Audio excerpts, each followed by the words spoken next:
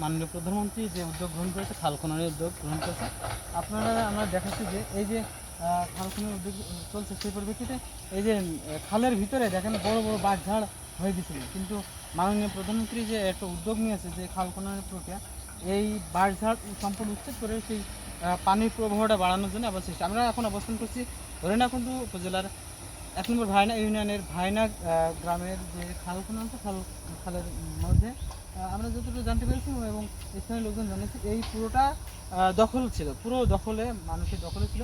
এটা খালের ভিতরে বাঁশঝাড় যে আপনারা দেখাচ্ছি, আপনাদেরকে দেখাই, দেখেন খালের ভিতরে নিতান্ত বাঁশ লাগিয়ে তারা চলছিল। এখন এই যে উদ্যোগটা গ্রহণ করেছে পানি প্রবাহের জন্য, এই এই বর্ষা মৌসুমে অনেকে দাবি করছে যে বর্ষা মৌসুমে যে পানির যে প্রবাহটা বৃদ্ধি হবে। বাঁশঝাড়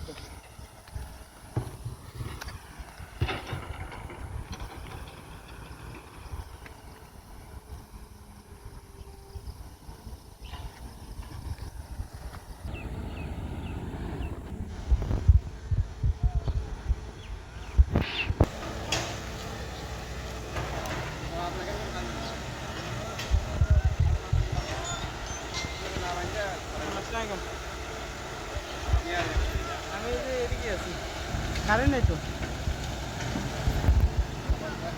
ওই নেই তো ভাই, কারেন্ট নেই তো।